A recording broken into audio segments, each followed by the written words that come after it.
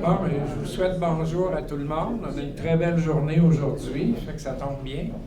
Et puis, on a une excellente équipe. Moi, je me présente. Mon nom, c'est Jean Dallaire. Je suis nouveau à Lanoraie. On est déménagé ici il y a 2 ans. Je viens de Sherbrooke. Et puis, j'adore la ville de Lanoraie. Je pensais peut-être m'ennuyer parce qu'on avait un domaine à Sherbrooke, mais il y a tellement du bon monde, puis de belles faune, puis tout, puis le fleuve, puis... fait que j'aime ça énormément. Moi, je suis retraité. J'ai une formation de comptable agréé, de MBA. J'ai été directeur des finances pour Bombardier, produits récréatifs. J'ai aussi été contrôleur pour l'Est du Canada pour Style, ici à Chêne. J'ai fait plusieurs mandats. Je me suis promené un peu à l'international dans le cadre de mes fonctions. Et puis, en arrivant ici, mon problème, c'était la santé. Moi, je souffre d'une maladie rare, puis mon médecin de famille, il est à Sherbrooke. Mon neuro-ophtalmologue aussi, puis c'est compliqué. Pour avoir un médecin de famille ici, il faut qu'on abandonne notre médecin de famille à Sherbrooke pour se mettre sur une liste d'attente ici. En arrivant ici, je voyais une pancarte, je reste sur François Laliberté, futur site de la clinique médicale. Fait qu'on était tous heureux, il va y avoir ça à côté de chez nous, mais ça prend du temps, là, puis différentes équipes qui sont essayées. Mais là, je pense qu'on a une excellente équipe. Et puis, on tient à ce que ça marche, que ça se rende jusqu'au bout. Je vais vous présenter Dr. Marie-Claude Primo, qui est chiropraticienne. Je ne sais pas si tu veux dire un petit mot. Oui. Bonjour, donc moi je m'appelle Marie-Claude Primo.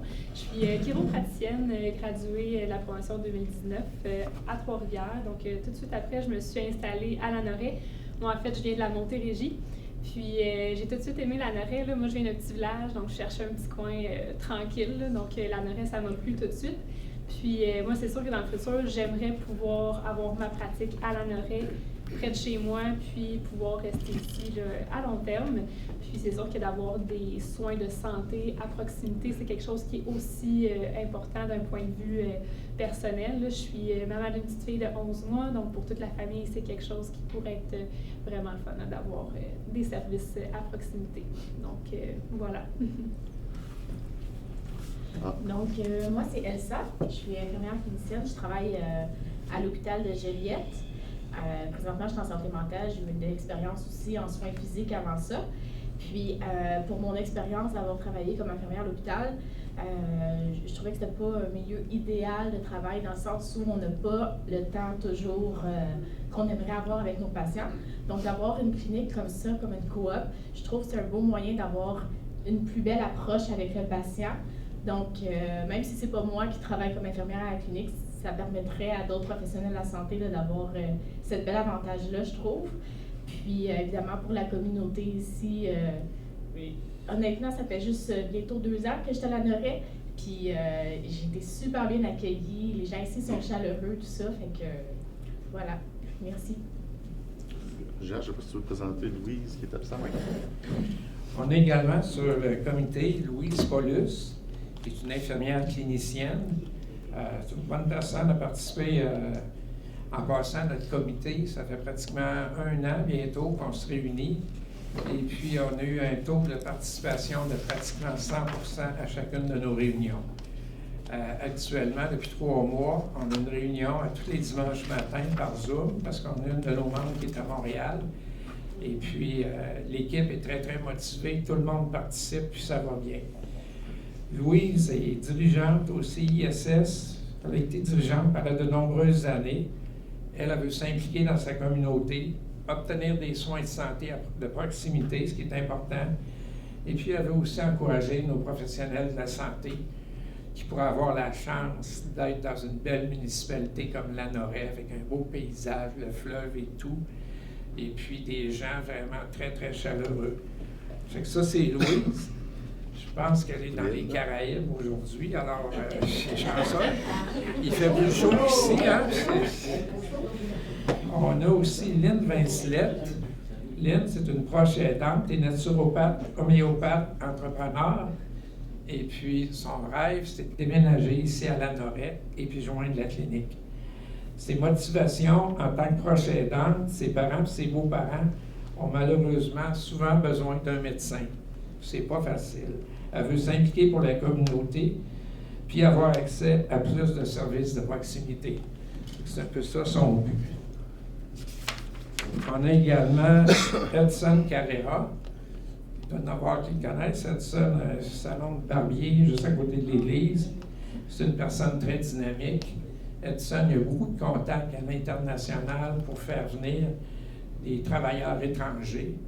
Et puis ça peut aider éventuellement à avoir un lien avec les entrepreneurs pour offrir un service de santé aux personnes qui viennent ici. Il y a 5 ou 6 entreprises qui en engagent plusieurs, là. Fait que ça pourrait apporter des fonds vraiment à la coopérative. Les motivations d'Edson, c'est aider la communauté, puis lui, il veut laisser sa trace dans l'histoire de la Norette. Bon, on veut tout, là, mais lui, il a souligné ça particulièrement. Puis, il veut faire partie d'une équipe gagnante. Fait que ça, c'est Edson. Ouais. On a également Martin, qui va laisser se présenter. Martin, c'est un expert en communication. Oui, dans le fond, moi, dans ma profession, je suis architecte en solutions technologiques chez TELUS. Ça fait plus de 20 ans. Puis, une des motivations qui m'a amené à m'impliquer dans la communauté, c'était vraiment surtout à cause de ma fille. Je vais montrer l'exemple de ma fille que l'implication bénévole, ça fait pas mal. De mon côté, ce que j'aime dans le projet, c'est vraiment d'amener des services de proximité. T'sais, souvent, mettons, j'ai des traitements ailleurs, à Pantigny, il faut prendre 1 heure de route, aller-retour, les dépenses. C'est intéressant quand on peut se faire traiter local ou accéder à des services locaux. Et puis, dans le fond, j'ai quand même beaucoup de connaissances en projets complexes, surtout au niveau télécom, des projets de plusieurs millions, des grandes compagnies partout au Canada, dont Hydro-Québec, BC Government, Alberta, gouvernement d'Alberta. Donc, je pense que ce projet-là, je vais pouvoir aider au niveau de la stratégie, un peu comment y arriver. Donc, si on avait escamoté un petit peu l'agenda, dans le fond, la prochaine étape, ça va être de présenter l'historique des démarches qu'on a fait. Puis, un des points qui n'est pas dans l'historique, mais qui est l'historique au niveau de l'ANORAE, la plupart des gens ici, je ne sais pas si vous le savez, il y avait déjà eu une clinique. Ici, il y avait eu jusqu'à 3 médecins. Puis la clinique était située où il y a la Maison des Cageux aujourd'hui, au Musée des Cageux. Là. Donc, il y avait le docteur Bourgeois qui pratiquait là. Donc, c'est un besoin-là qui est tournant des années 2000, je crois, que la clinique a été fermée, parce que je pense qu'il a pris sa retraite. Mais c'est un besoin qui a été souvent réitéré par la population de la Noroise et la Noroise, désolé, de revoir un jour de service ici. Fait que dans nos démarches, on a rencontré à travers, comme Jean disait, ça fait environ 1 an qu'on travaille là-dessus, qu'on rencontre différents experts du milieu, dont les gens du CIS. On a rencontré le GMF, des gens des directions de GMF. Différents médecins de famille, soit qu'on a eu des discussions avec eux, soit qu'on a envoyé des questionnaires à certains médecins. Puis, on a rencontré aussi la Fédération des coopératives de santé du Québec. Au niveau du CIS, le département, c'est le directeur du département régional de médecine générale. Mais dans le fond, le DRMG, eux, leur responsabilité, c'est d'aller chercher des nouveaux médecins qui veulent s'établir dans notre région. Souvent des médecins qui sortent de l'université, puis aussi des médecins étrangers. L'année passée, je pense qu'il y avait un médecin, 2 médecins de la France qui sont arrivés au Québec. Puis après ça, les autres, ce qu'ils font un genre de petite séduction. Ils font visiter des médecins, des endroits qui sont disponibles pour s'établir. Puis quand ils font ces visites-là, dans le fond, c'est vraiment une séduction. Fait que chaque clinique ou GMF existant vont essayer de convaincre de ces médecins-là de venir s'installer chez eux, parce que ce qui est important de savoir, c'est que c'est des médecins qui choisissent où s'installer. Dans nos discussions avec les gens du CIS, on a dit hey, venez visiter la Norée, on va se faire beau, puis Mais dans le fond, le commentaire qu'on a reçu, c'est OK, avez-vous un endroit, t'sais? On veut bien amener des gens à visiter, Et on va visiter quoi exactement? On peut visiter le parc, là, mais ça prendrait. Ce qui est ressorti de tout ça, c'est que ça nous prend une place, ça nous prend un endroit vraiment viable pour au moins amener les médecins quelque part pour faire montrer quelque chose. Fait que dans leur conseil, ça serait de travailler à mettre un pignon sur rue, un bâtiment, une installation. Puis l'autre chose qu'on a discuté un peu, c'est comment on les convainc, qu'est-ce que ça prend pour les convaincre. Puis eux, une grosse partie, parce que le médecin qu'on avait rencontré, c'est le docteur Max Prochette. Lui, il travaille au GMFU de Repentigny. Ça veut dire qu'il travaille avec les médecins qui sortent de l'université, qui sont en interne. Il connaît beaucoup les jeunes médecins. Qu'est-ce qui est ressorti de ses conseils, c'est que eux ils apprécient beaucoup la modernité, l'accès à des technologies récentes, des bureaux fonctionnels quand ils vont choisir l'endroit pour travailler. Puis, ils aiment aussi la proximité avec d'autres professionnels de la santé. Créer une genre de synergie multidisciplinaire. Ils peuvent aller cogner à la porte, poser des questions à travailleurs sociaux, mettons, ou aux psychologues, ou physiothérapeutes. C'est ce genre de ressources-là.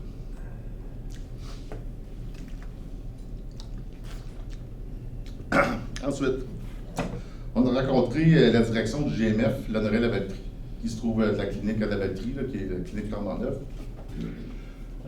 pour voir est-ce que vous serez intéressé à ouvrir une clinique ou nous aider à mettre sur pied une clinique ici. Puis, le GMF comprend les besoins, la proximité. Il y a des médecins du GMF qui viennent à Alphonse Rondeau donner des services chaque semaine. Par contre, il y avait beaucoup de défis. C'était l'année passée, je crois, février-mars. Il y avait la nouvelle clinique en construction, énormément de défis. On était sur la fin de la pandémie, la COVID. Puis le message était comme, OK, on ne veut pas vous décourager. Et nous, on ne veut pas s'impliquer dans le projet de mettre sur pied une bâtisse ou une installation. Il y avait déjà leur défi à gérer la batterie. Par contre, ce qu'ils nous ont dit, si jamais on est capable de trouver un médecin pour venir pratiquer, ils vont être heureux de venir nous appuyer là-dedans. Un point qui est vraiment sorti dans ces discussions-là aussi, c'est le côté, la pression d'avoir à gérer le côté administratif d'une clinique. OK, il faut mettre du sel dans l'entrée, il faut engager le réceptionniste, il faut appeler le notaire. Toutes ces choses-là, je vais passer à ma prochaine slide. Je suis désolé pour l'anglais. Toutes ces choses-là, dans le fond, c'est quelque chose qui nous a été répété aussi par les différents médecins à qui on a parlé. On a envoyé des courriels c'était Louise, je crois, que dans ses contacts, elle a des médecins, des jeunes médecins, puis elle a posé quelques questions sur qu'est-ce que ça vous prendrait pour venir vous installer ici. Fait que dans le fond, le côté de ne pas avoir à gérer l'aspect administratif a été répété par la plupart de ces médecins-là. Eux, ce qu'ils veulent vraiment, c'est de pratiquer la médecine. Ça ne lui tente pas tant que ça de gérer un bureau. Hein? Fait que ça, c'est quelque chose dont mon médecin de famille, parce que je suis quand même chanceux d'avoir un médecin de famille, elle était au GMF L'Assomption, puis elle avait beaucoup de gestion à faire. Énormément de gestion à faire. Elle n'aimait pas ça. Elle a déménagé au GMF, je ne me rappelle pas comment il s'appelle, à Lachenay. Puis elle, son avantage à Lachenay, c'est qu'elle n'a pas besoin de gérer le bureau. Elle gère ses patients, elle donne son service, elle fait ce qu'elle aime comme travail. L'autre point, proximité du lieu de travail, ça c'est au niveau même Claude, tu l'as mentionné, là.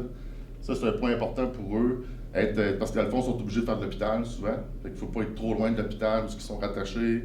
Fait que tout ça, on est d'accord, malgré que l'ANORA, on est chanceux, on est quand même à côté de Joliette, puis c'est pas vraiment un problème à la limite Trois-Rivières aussi. Là.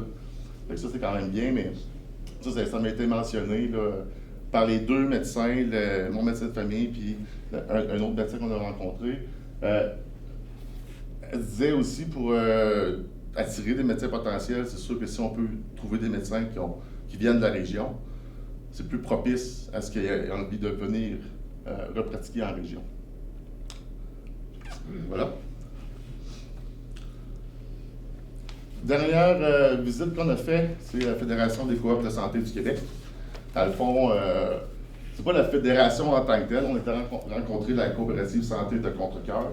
Puis la coopérative santé de Contrecœur, la directrice générale, Mme Bolduc, c'est bien ça, est aussi présidente de la Fédération des coop santé du Québec. Donc, les coop santé, membres de la fédération, il y en a 24 au Québec. Puis, sur 40 total au Québec. Tu n'es pas obligé d'être membre de la fédération, mais c'est quand même une ressource importante pour mettre en place le projet. Au niveau de la coopérative Contre-Cœur, eux, ce qui est intéressant, puis il y a d'autres coopératives aussi qu'on a étudiées, on fait l'acquisition d'un bâtiment. Puis aujourd'hui, là, dans le fond, ils ont quand même eu beaucoup de succès. Ça fait une dizaine d'années qu'ils existent, je ne me rappelle pas par cœur. Mais ils sont en train de... Il y a un bâtiment qui s'est libéré à côté de leur bâtisse, puis il était en transaction d'acheter ce bâtiment-là. Dans le fond, parce qu'eux, il y a une grosse partie du financement. Quand tu es GMF, le gouvernement te donne du financement, mais il y a une grosse partie du financement qui vient des professionnels de la santé qui louent des bureaux à la coopérative. Puis, eux ont aussi eu l'idée, j'ai oublié le nom de la boutique, c'est comme une boutique d'alimentation spécialisée, je crois que c'est une alimentation keto. Reverso. Ça s'appelle Reverso. Dans le fond, puis il y a beaucoup de revenus qui viennent de là pour les aider à faire avancer le projet ou à soutenir le projet parce que les coûts d'opération, quelqu'un doit les payer. Dans le fond aussi, j'ai une slide sur la coopérative Robert Clich, dans le coin de Beauceville.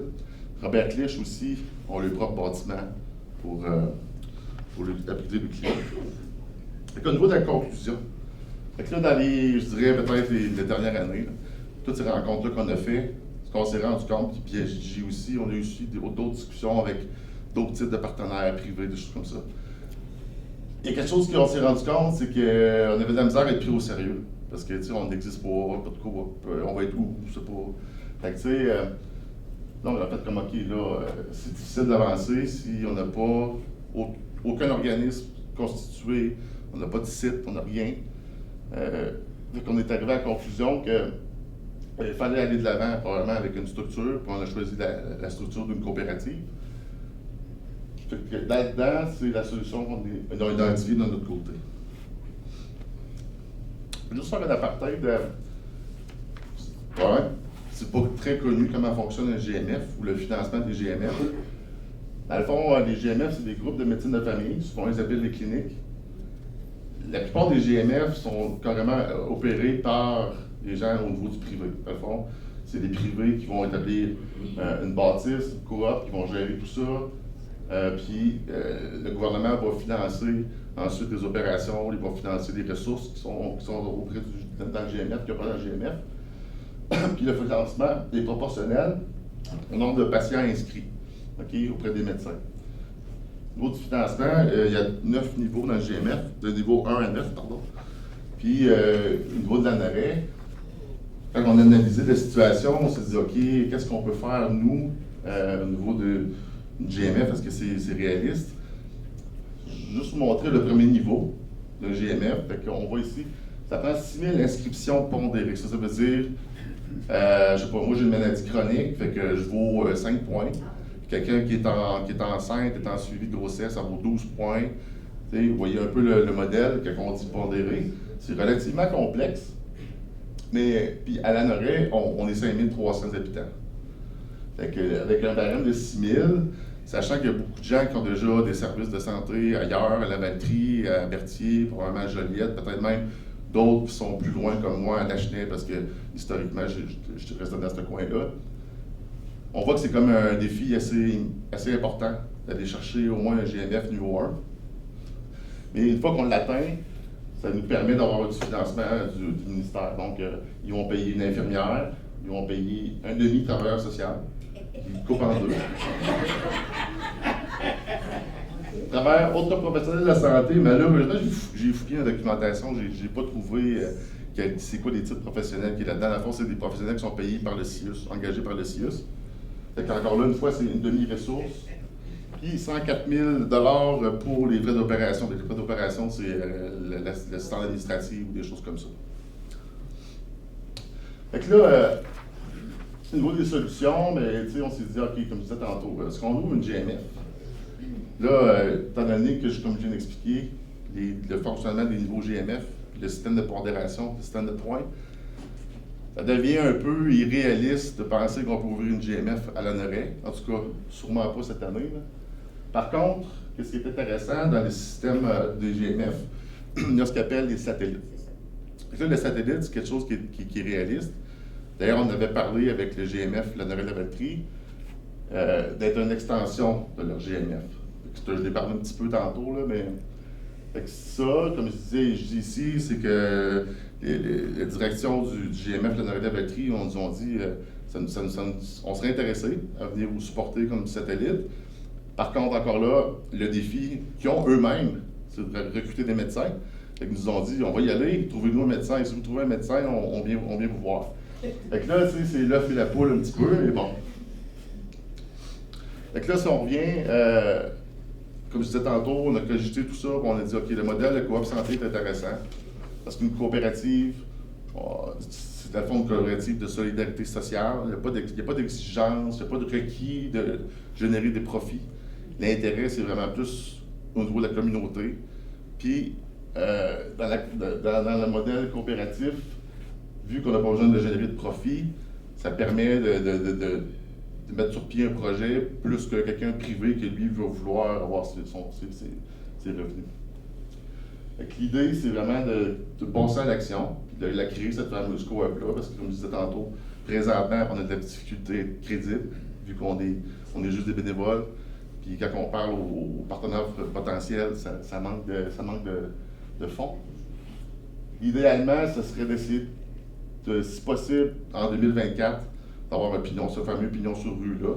Ça nous reste quand même peut-être un an et demi complet pour arriver à mettre sur pied toute la structure financière, les partenariats, aller chercher ce qu'il faut pour négocier ce genre de projet-là qui est relativement complexe. Ensuite, notre idée, principalement, parce qu'idéalement, la coop ne peut pas être déficitaire sans arrêt. Fait qu'idéalement, c'est un peu au modèle de contre-cœur, c'est de commencer, pour bâtir la bâtisse, puis la rentabiliser, c'est vraiment de commencer avec des professionnels de la santé, qui ne sont pas RAMQ, qui ne sont pas nécessairement assurés, comme Marie-Claude, qui est chiropracticienne. Je pense que tu étais kinésiothérapeute. Kinésiologue? Oui. Kinésiologue. Et donc, des ressources comme ça qu'on a quand même besoin, que moi, personnellement, je consulte de temps en temps, qui pourraient... Il y a de l'intérêt, je pense qu'on déjà Marie-Claude fait partie de notre groupe. Et le Madame Vincelette, la naturopathe et l'homéopathe, qui serait aussi intéressée. Donc, ce qu'on pense, c'est qu'on serait capable d'avoir assez de professionnels de la santé pour rendre rentable assez rapidement l'ouverture d'un site à l'Honoré. Puis, à moyen terme, ça veut dire qu'à moyen terme, on va avoir un pignon sur rue. Ça veut dire que la direction du CIS va pouvoir avoir une place pour ramener l'autobus des médecins, pour venir nous voir. Puis ça veut dire aussi qu'un des GMF, que ce soit l'Honoré-Lavaltrie, que ce soit Berthierville, que ce soit peu importe, ça devient plus tangible de dire on va devenir un satellite pour vous autres, puis on va avoir un médecin ou des infirmières à la semaine longue, 3 jours par semaine, je ne sais pas. Ça sera à voir ce qu'on peut faire avec ça. C'est un peu le topo. Là, ce que j'aimerais vous présenter, c'est 3 petites vidéos qui viennent de la Fédération. C'est intéressant parce que d'abord, le premier est plus générique. Il explique un peu c'est quoi une coop, quel genre de service qu'on peut avoir dans une coop. Le deuxième, c'est des témoignages de membres de coop ou de membres fondateurs de coop qui expriment leur expérience face aux coopératives.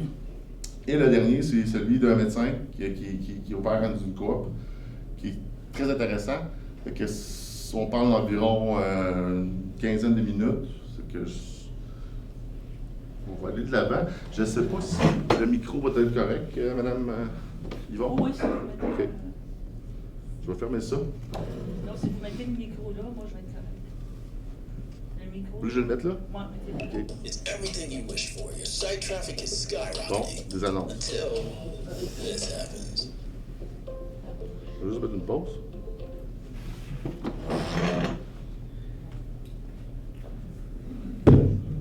Ah.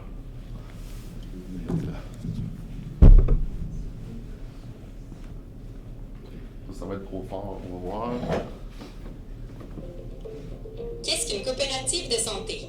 Une coopérative de santé, c'est un regroupement d'individus qui décident de se doter de services de santé de première ligne afin de répondre aux besoins de leur communauté.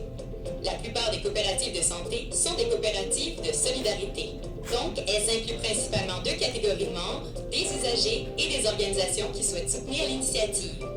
Elles sont administrées par un conseil d'administration composé de représentants de ses membres. Les membres de la coopérative définissent les services et décident des investissements en fonction des besoins collectifs. Ils s'assurent ainsi de satisfaire leurs besoins spécifiques. Les coopératives de santé offrent un lieu pratique à des médecins tout en donnant accès à la collectivité à des services de proximité. Il n'est pas obligatoire d'être membre d'une coopérative de santé pour obtenir des rendez-vous avec un médecin. Les services rendus par une coopérative de santé varient d'une coopérative de santé à l'autre, dépendamment des choix faits par les membres.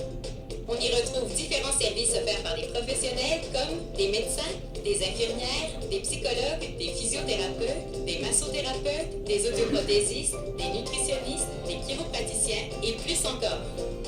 Plusieurs coopératives de santé offrent aussi des services de promotion de la santé et de prévention des maladies. On parle alors d'activités d'éducation populaire en santé.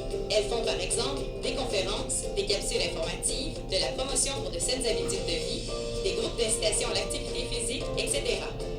Les coopératives contribuent à une meilleure répartition des effectifs médicaux tout en favorisant une responsabilisation citoyenne.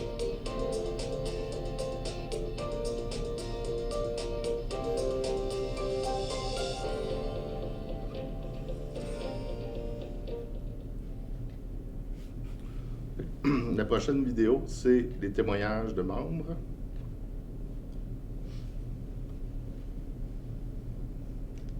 Je m'appelle Monique Fortin, membre de la coopérative. Entendez-vous bien? De santé. Celui-là, il est pas Bonjour, je m'appelle Magali Fortin. Voilà ma boue, là. Ah, Votre portable. je suis pas mal au bout. Parce que c'est pas omnidirectionnel, ça. On va voir ce que ça donne. Je suis membre de la coopérative de solidarité santé de Saint-Hubert de Rivière. Entends pas? Bonjour à toutes et à tous, c'est le dernier live de la semaine. Mais alors quel live? Vous êtes bien sur la chaîne YouTube de l'Université de Tours et aujourd'hui on s'intéresse aux études dans le domaine de la santé. Alors si vous êtes bachelier, surtout restez sur ce L'Université Trump, non.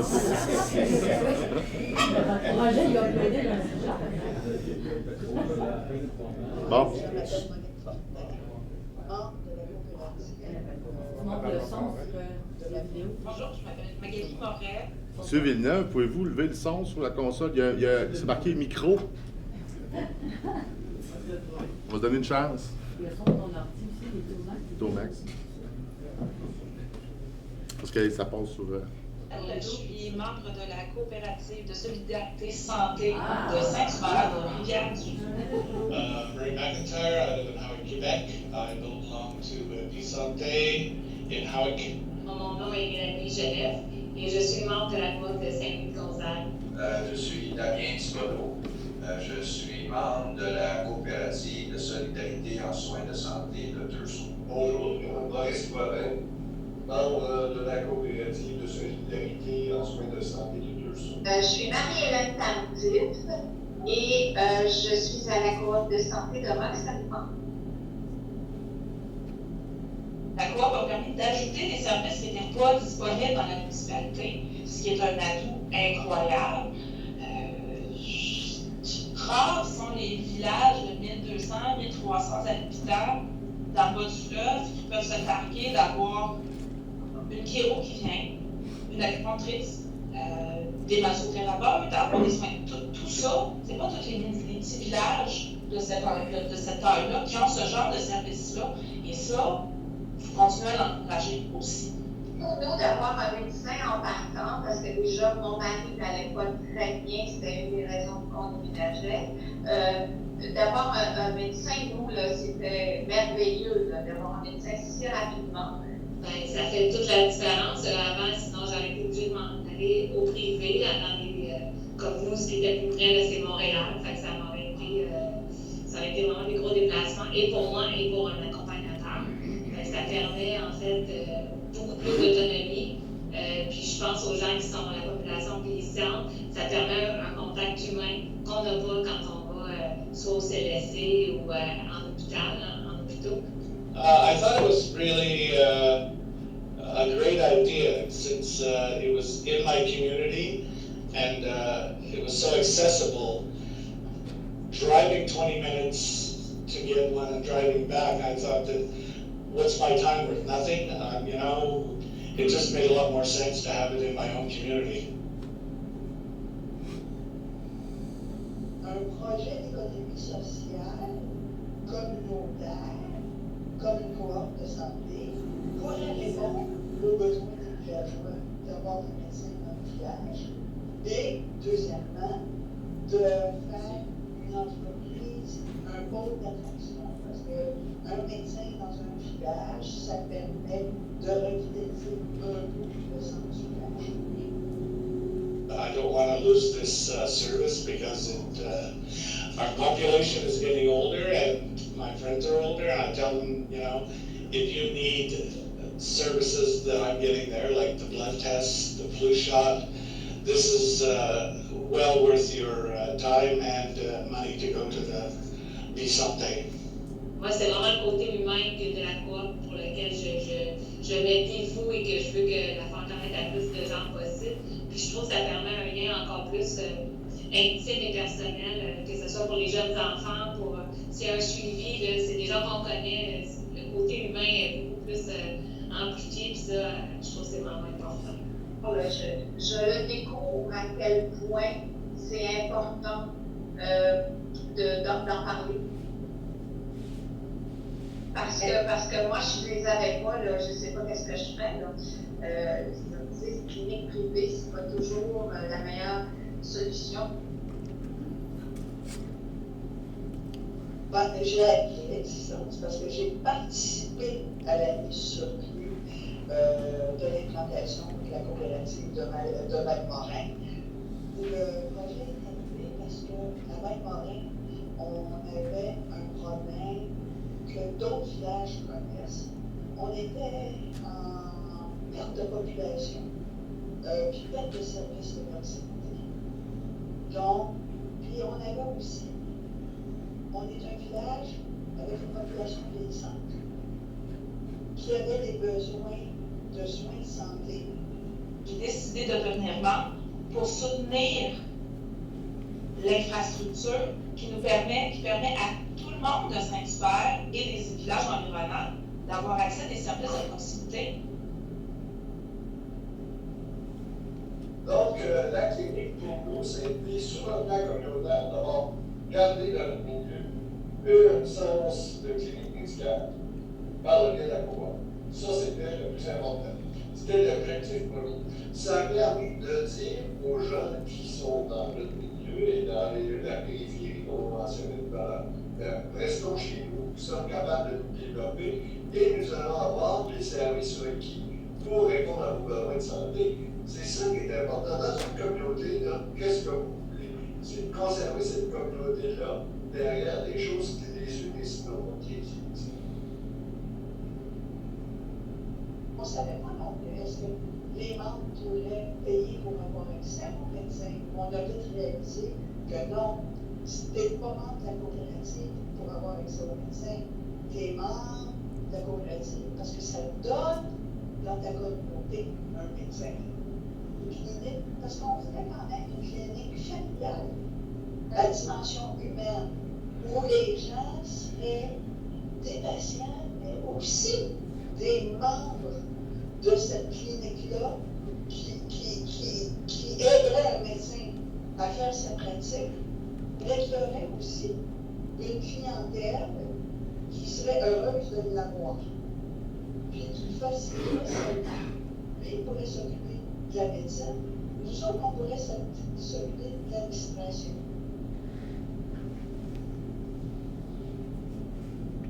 Moi, ce que je trouve intéressant dans cette vidéo-là, c'est beaucoup de raisons. Ah, on m'entendait mal. Hey, je vais juste parler plus fort. Je ferai ça après. On va finir. Ça, c'est un médecin en coopérative. Alors, bonjour, mon nom est Linda Fillon. Moi, je suis médecin de famille à Beauceville. Je suis en pratique depuis 37 ans. Et là, je travaille à la coopérative de santé de Beauceville depuis le 1er août 2009, depuis le tout début de la coopérative. dans la région, on sentait qu'il y avait beaucoup de besoins non répondus au niveau de la population.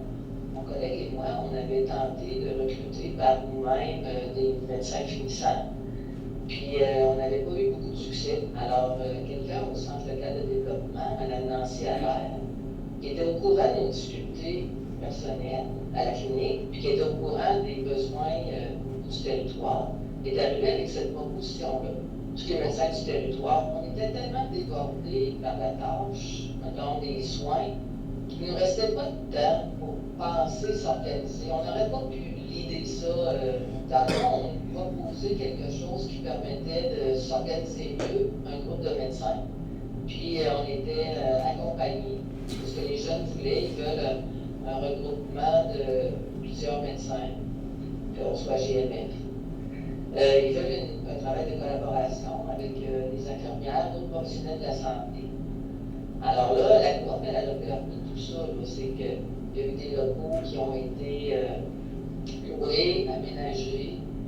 Ça répondait aux besoins de la médecine moderne, là, puis sans qu'on ait, les médecins, la lourdeur de l'organiser. Chez nous, à la coop de santé, les médecins, on dit ce qui va pas, ce qu'on a besoin. Et puis, on n'a pas eu de perte de pouvoir décisionnel. La coop, dans le fond, elle nous a permis de s'organiser, de se concentrer vraiment sur les soins. Les finissants qui s'adressaient à l'hôpital puis qui cherchaient un poste dans la région, ils nous ont été référés, on les a rencontrés, on les a présenté notre projet. Et puis, tout de suite, la première année, on a pu avoir 2 finissants qui se sont greffés aux 3 médecins. On est devenu très rapidement 6, parce que je pense qu'on offre aux jeunes, ils peuvent arriver chez nous avec leur stéthoscope dans le cou et le 2-3 quarts accrochés dans leur bureau.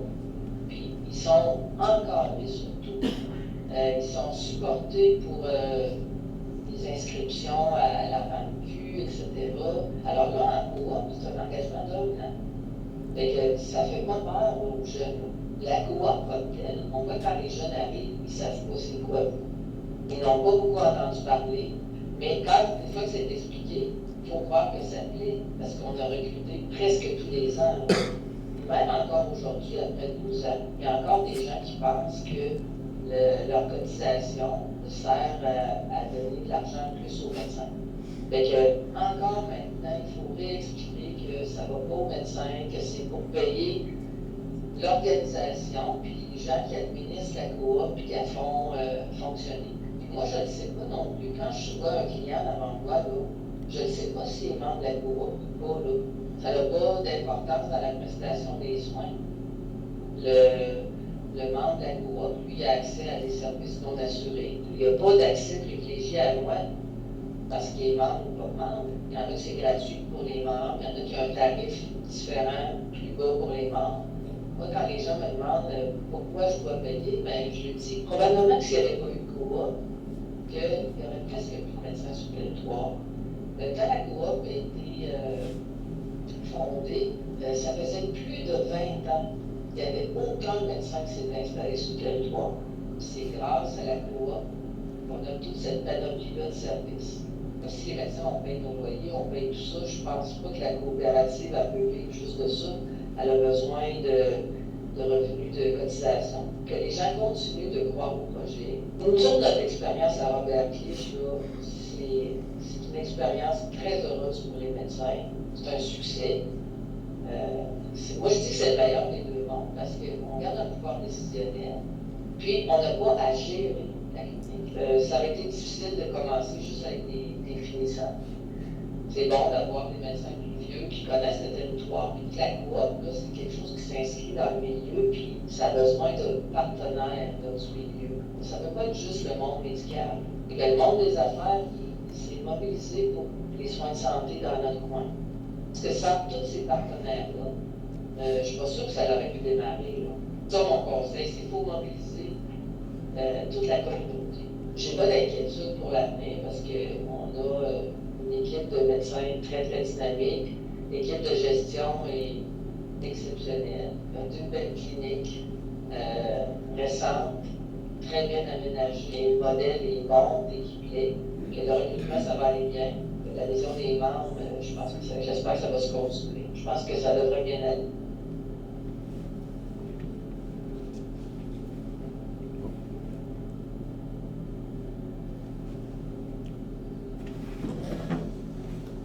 Je ne sais pas si vous pouvez baisser le son. Oui. 1, 2. À la fond, ce que je trouvais intéressant des trois vidéos de la Fédération, les témoignages des membres, ça résonne beaucoup de commentaires qu'on a dans la municipalité au niveau qu'on discute un peu avec tout le monde. Puis le témoignage du médecin aussi, c'est un peu ce que les médecins locaux nous ont dit.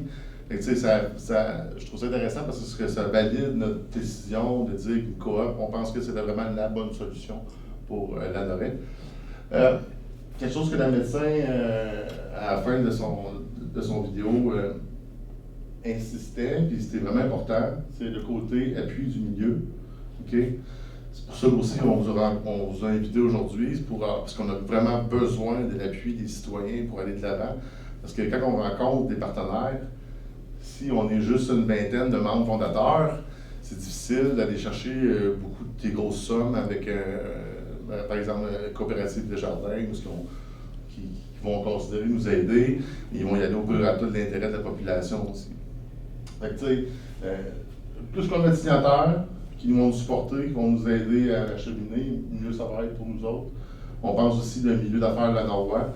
Dans la médecin, à la fin, elle a pratique à la coopérative Robert Clich, le coin de Beauceville. Puis, j'ai mis en annexe, je vais y aller tout de suite. Si vous voyez en annexe, le nombre de donateurs qui ont participé à la création de la coop, avec des montants relativement substantiels. La coop Robert Clich a 2 sites, un à Beauceville puis un à Saint-Joseph, je crois. Et ça vous donne une idée que les entrepreneurs locaux ont vraiment participé à ce projet-là, projet de société, à hauteur de quand même relativement des bons montants. Et qu'on pense que c'est quelque chose de réalisable ici, d'avoir le milieu des affaires qui vont nous appuyer. La municipalité d'Anaril, je sais que M. le maire est là, j'ai compris à travers les années, ben pas les années, mais les différentes assemblées publiques, que la municipalité était très ouverte à supporter notre projet. Ça, c'est une bonne nouvelle. D'ailleurs, il y a beaucoup de conseillers que je vois dans la salle. Au niveau de la MRC, ce que j'ai entendu, on avait discuté avec comment il s'appelle, Joseph, développement économique de la MRC.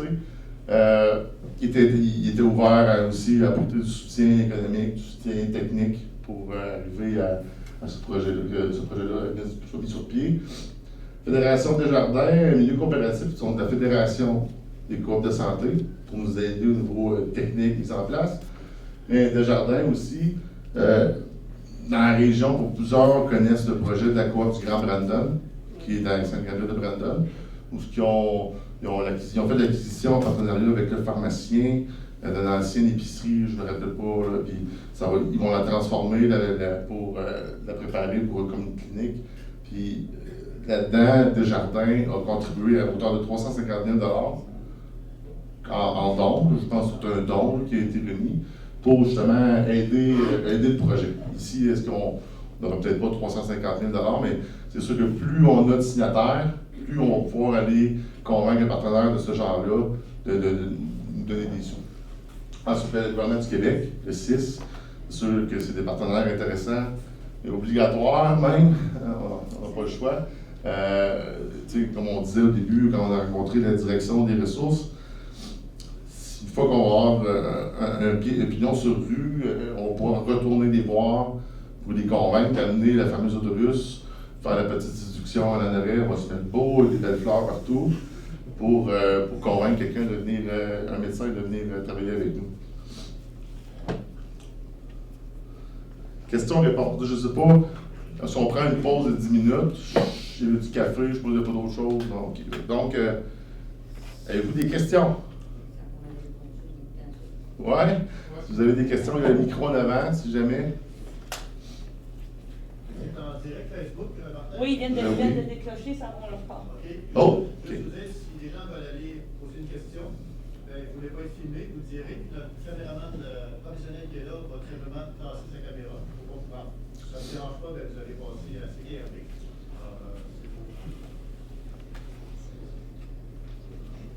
Vous reprenez la diffusion? En 2 secondes. Est-ce qu'il faut repartager ou c'est correct? Oui, ça se non, mais peut-être, il faut peut-être prendre 5 minutes, sinon on va aller OK. 5 minutes de pause? Sauvez-vous pas. Je ne veux pas que vous souriez. Vous êtes toujours libre de partir. Mais je peux peut-être ajouter quelque chose, Martin. Oui. Je trouve ça important, Martin, de parler. À Saint-Gabriel, ils ont fait une loi. À Saint-Gabriel, ils ont fait une coopérative santé. Je pense qu'en décembre, à peu près, qu'ils l'ont annoncé. Ils ont travaillé là-dessus longtemps, comme eux ont travaillé. Ils travaillent depuis presque 1 an là-dessus. Et c'est 7 municipalités qui se sont regroupées.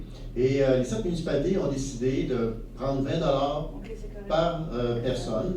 20 par personne. Donc, ça fait un montant de je ne sais pas combien. Il faudrait savoir la population qu'ils ont exactement. Mais c'est vraiment une décision des 7 municipalités de la région là-bas. Ils ont dit, nous, on y croit, on investit, 20 par personne. À la Nord-Est, faites le calcul, on est 5 350 fois 20 Vous allez avoir une idée, ça peut être ça, ça peut être pas être ça. Il y a quelqu'un qui vient de naître à l'hôpital. Ah, oui, il y en a un de plus, Courriel vient de rentrer. Alors, une naissance à l'hôpital de Joliette. On félicite la maman, hein, oui. Et le papa. Alors, donc, voyez-vous, ça, c'est une façon de faire. Martin, puis là-dessus, Martin, tu as totalement raison. Est-ce qu'on en veut une coopérative? Est-ce qu'on en veut pas? Et ça va se jouer par vous, par vos familles, vos contacts, vos amis.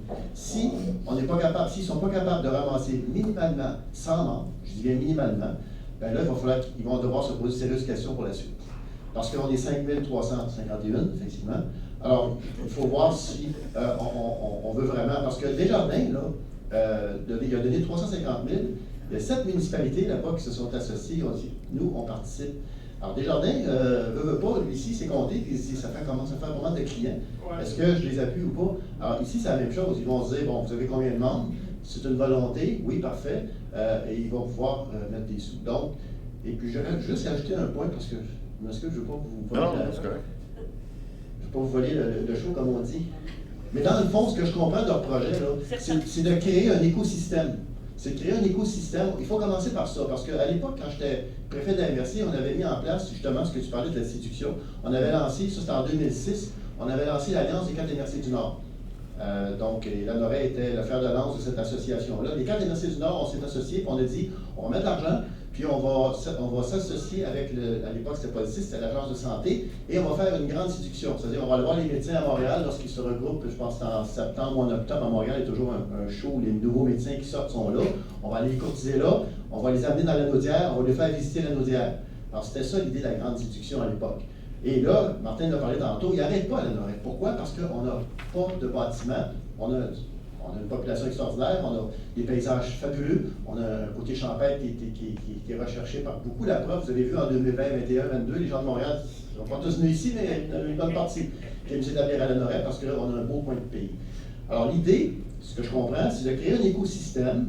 Il faut commencer quelque part. Un écosystème dans lequel se trouveraient des... bon, madame pourrait être là, ça pourrait être monsieur ici qui... je ne sais plus le terme exact, c'est... Kinésithérapeute. Ça peut être un psychologue, ça peut être... Bon, ces gens-là vont louer un espace, un local, 30 pieds carrés. Oui, un travail social. Alors l'idée, c'est de créer un écosystème professionnel de la santé. Et là, on devient intéressant. Là, un médecin, parce que les médecins, femmes ou hommes, cherchent toujours, évidemment, un endroit agréable où travailler. Alors l'idée, c'est de créer ce système-là et être attractif. Donc, ce serait là, c'est intéressant. On pourrait devenir satellite avec Berthier. Alors, Berthier, on pourrait devenir satellite. Ou, moi, il y a un médecin ici qui vient 3 jours semaine avec une super infirmière 4 jours. Moi, je suis content. Et je pense qu'on va tous être contents parce que l'idée, c'est de démarrer la roue. Alors, oui, c'est une question d'argent. C'est vrai. C'est une question d'argent, mais c'est pas ça le plus important, à mon avis. L'important, c'est vous autres. Si vous autres, vous n'êtes pas capables d'être des multiplicateurs en termes de membres fondateurs, c'est pour ça qu'on vous interpelle ce matin, puis ils vont sûrement le refaire. Ça prend des gens pour pousser sur la machine. Voilà, c'est ça. Il faut vraiment, c'est vraiment le membership qui va faire en sorte que ce projet-là va naître ou pas. Alors, je vous laisse. Je pense que Mme... Juste un instant, Mme Boisjoli. Si vous voulez, je pense que j'ai vu M. Laurando, il y avait des petites gâteries. Ben, pas des petites gâteries. Il y a certains, si vous avez faim un peu, là, vous pouvez en arrière. Oui, allez-y. Bon, après la discussion avec M. le maire, C'est pas grave. Quand vous dites les membres fondateurs, mais c'est pas juste la Noret, on peut aller en chercher aux îles, on peut aller en chercher à la Valtrie, ou s'il faut que ça soit vraiment juste la Noret pour commencer? Normalement, les membres fondateurs, c'est des gens qui vont utiliser les services. Fait que si ils sont assez proches pour utiliser les services, il n'y a pas de problème. Ah, OK. Sinon, ceux qui sont plus loin, par exemple, vous avez de la famille à Québec, qui voudraient nous aider, ça vous donnerait des membres de soutien. Ils peuvent être membres, mais c'est des membres de soutien, c'est différent, mais c'est une contribution financière pour aider.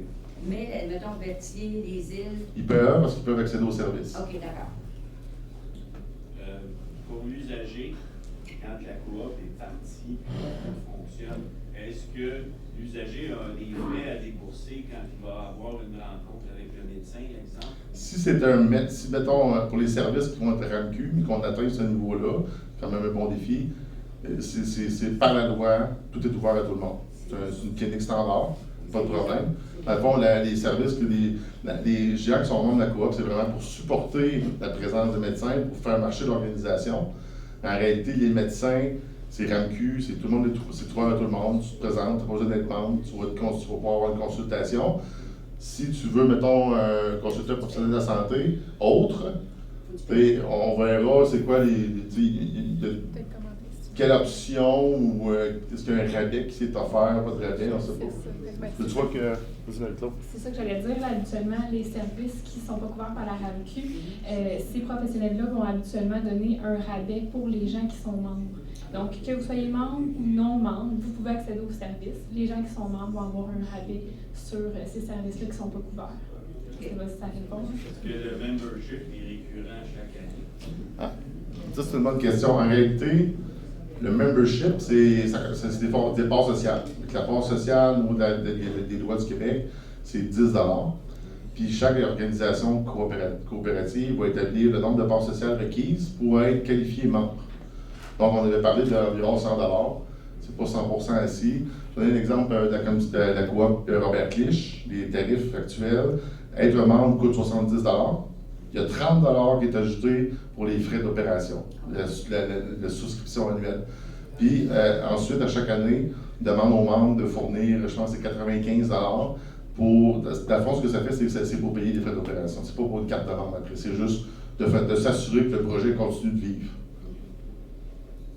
Oui, Mme Rouillard? On parle de membres fondateurs. Donc, si moi je participe et ça n'a pas lieu, pour mille et une raisons, ça n'a pas abouti. Est-ce qu'on est remboursé sur le montant qu'on a donné ou on donne, disons qu'on parle de 100 $ de base pour être membre fondateur et là, il arrive des paiements, il arrive un paquet d'affaires et ça ne se fait pas pour mille et une raisons. Est-ce que notre part va être remboursée ou pas? Je ne suis pas l'expert légal dans la structure, il s'appelle ça une dissolution. Ouais. Une dissolution d'entreprise. Dans le fond, une coopérative d'entreprise. Les membres sont actionnaires. Dans le fond, si jamais il arrivait quelque chose, on est sur le bord de faire faillite, donc on veut se dissoudre. Il y a des règles pour dissoudre. Dans le fond, liquider les actifs, des choses comme ça. Puis après ça, il y a des listes des créanciers, les membres. Dans le fond, s'ils restent dans les coffres. Mais là, j'aime pas ça parler de ça parce que c'est comme négatif. Là. Moi, j'ai pas l'intention de faire un Sa question, c'est pas ça sa question. C'est que moi, c'est pas ça, c'est quand j'en parle aux gens. Oui. Les gens disent, OK, c'est évident, je donne un exemple là, qui est peut-être pas réaliste, on parle de 100 $. Oui. Les gens me posent comme question, est-ce que si ça n'a pas lieu, si ça n'a pas lieu. Ah, OK. Ça, cette question-là est intéressante. Je vais vous donner un peu d'historique. Je vais vous donner une historique, OK, ce qu'on parle. Dans le fond, dans le ministère de l'Économie, il y a une procédure à suivre qui nous conseille. Une des procédures, c'était la déclaration d'intention. Normalement, c'était pour permettre au comité d'avancer des sommes, pour permettre d'avancer le projet, pour se rendre jusqu'à l'AGO, qui est l'Assemblée générale organisationnelle, qui est vraiment la création, l'élection du CA. Puis on a pris la décision de mettre ça de côté. Puis on s'est dit, on va plutôt aller chercher l'adhésion des gens. Puis seulement une fois rendu à l'AGO, il va y avoir des gens qui vont remplir des membres fondateurs. Ça va être un autre formulaire. Une fois qu'on va être créé, là, le CA va être nommé. Le CA, une fois nommé, peut prendre des engagements légaux. Donc, on va aller ouvrir un compte de banque.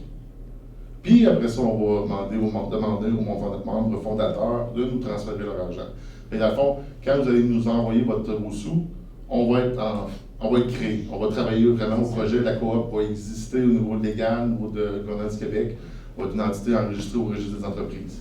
C'est une intention que l'on entend. Exact. On veut aller chercher le plus de noms possible pour aller parler de nos partenaires, pour avoir une meilleure écoute au niveau de Desjardins, de la MRC, du SADC, du Gouvernement du Québec, différents ministres. Oui, sa question, c'est si, mettons, on s'en rend là, mais que ça ne marche pas. Oui. Est-ce que le 100 va être remboursé? J'ai comme commencé à l'inverse. Ouais. Tantôt, je disais, on parle d'une solution d'entreprise. Il y a toutes des étapes à suivre légales. légales. Ça ne veut pas dire qu'il faut avoir ton 100 tu vas peut-être avoir 20 Il y a probablement des entreprises. Oui, c'est ça. S'il y a des dépenses engagées, les créanciers sont payés en premier, ils vont deux. C'est comme une entreprise normale. L'actionnaire, s'il n'y a plus de sous, l'actionnaire, on soit bien. Mais la perte serait quand même minime, dans le sens que ça serait le 80 ou 100 ou 100 Une voie minime, moi je vais juste donner encore mon exemple personnel. J'avais mal au dos, j'étais traité à l'Épatigny pendant une couple de semaines. Les 100 techniquement, après 2 semaines, c'est ça qui m'avait coûté sur la route, là, fait que en temps perdu. Fait que, tout est relatif. C'est pas des grosses sommes. C'est pas comme si on vous demanderait d'injecter 100 000 chaque dans une grosse entreprise. Non, mais il faut être capable de respecter les gens pour Oui. qu'ils viennent à l'heure. C'est ça. C'était dans le sens de ma question. Oui? Dans une note plus positive. Oui, mais c'est ça qu'on va exister. Moi, pour m'aider à croire au projet, là, je dois visualiser un endroit. Vous pensez à des endroits possibles pour... On a pensé à plusieurs endroits. Par contre, la prochaine étape, vu qu'on soit créé, on va aller à un appel de proposition. On va demander aux gens, aux différents promoteurs, partenaires, ça peut être n'importe qui, là. On est à l'écoute. Soumettez-nous vos offres. On va probablement émettre certains critères en termes de pieds carrés qu'on va avoir besoin, des choses comme ça. Mais pour l'instant, on le sait un peu partout qu'est-ce qui est possible. On va voir la réponse des gens. Est-ce que les membres de la coop, ils vont avoir priorité ceux qui sont.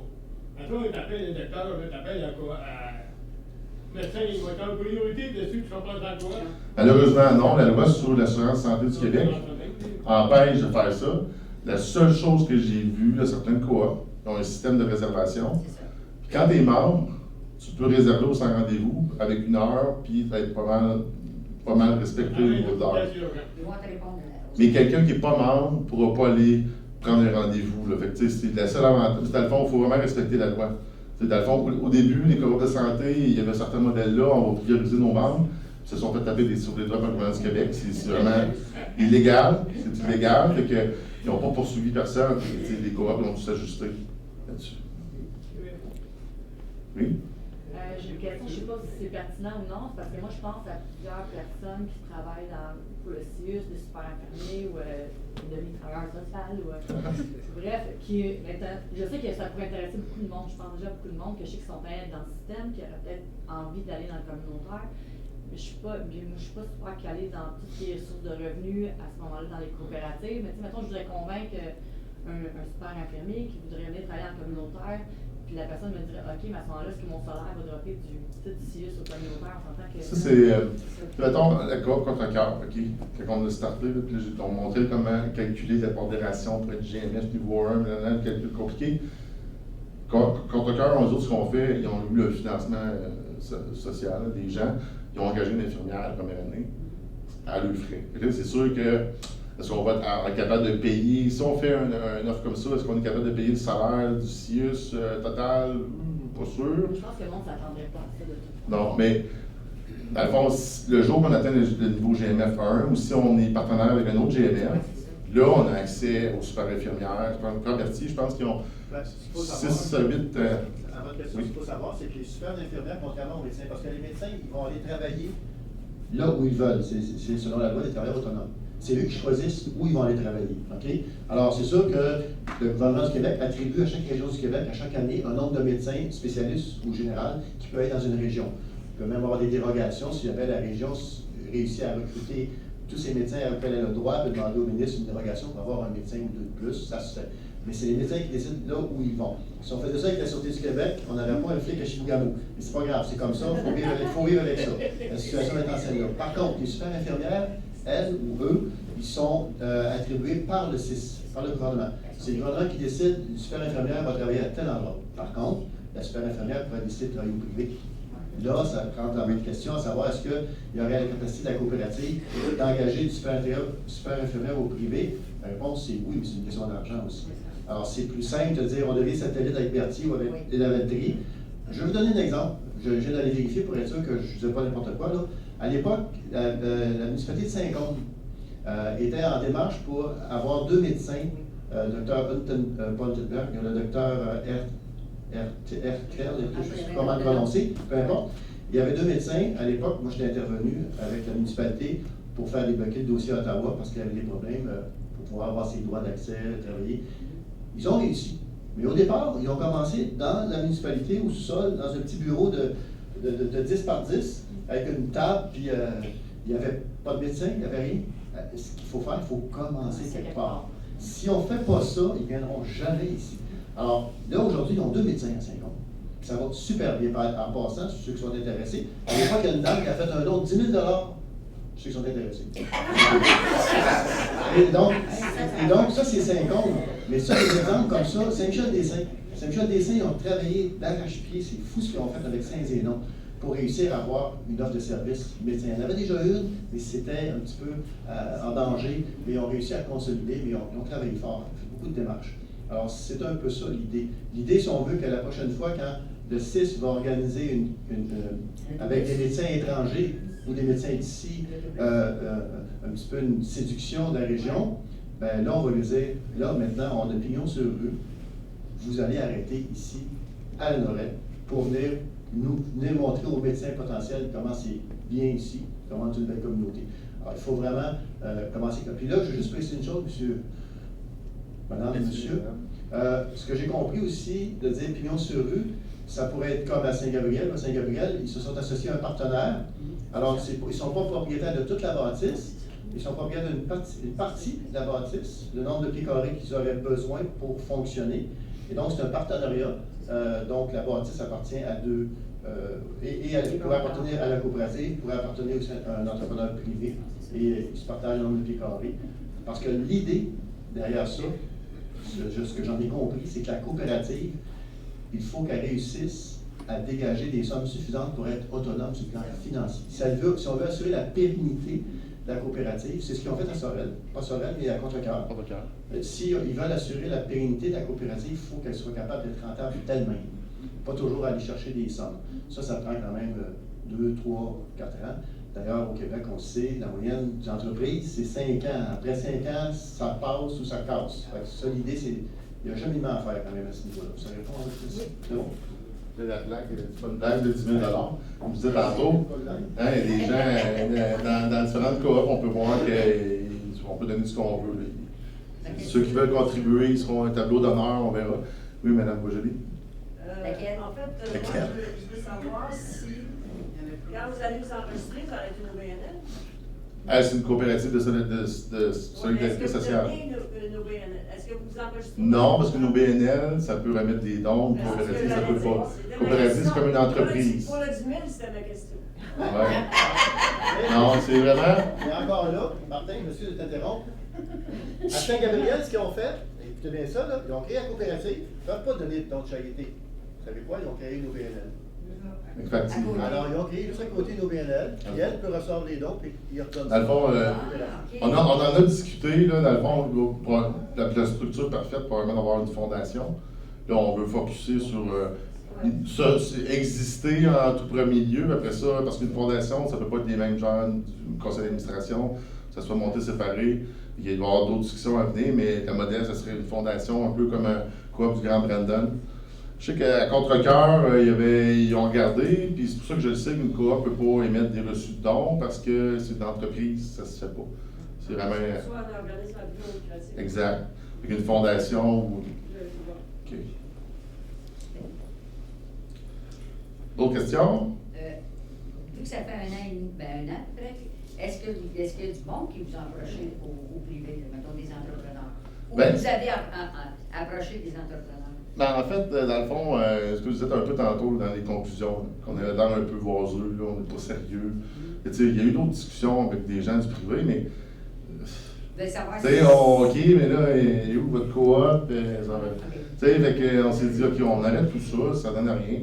On va vraiment focusser sur créer la coopérative, amener les gens à nous supporter pour exister, parce que tant qu'on n'existe pas, on ne peut pas prendre aucun engagement légal. Nous, on est des bénévoles. Si on signe un papier légal, je suis personnellement responsable, Marie-Claude, Jean deviennent personnellement responsables. On fait déjà beaucoup de bénévolat, mais on ne veut pas prendre la charge de responsabilité aussi avancée que ça. Il faut vraiment exister, il faut vraiment aller créer, s'enregistrer au registraire des entreprises, puis devenir la coop, avec un CA en bonne et due forme.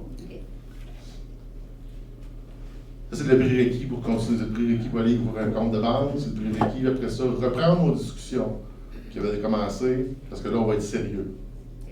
Oui? Excuse-moi, les docteurs qui sortent de l'université, c'est vrai que le public fait d'urgence avant de venir en clinique?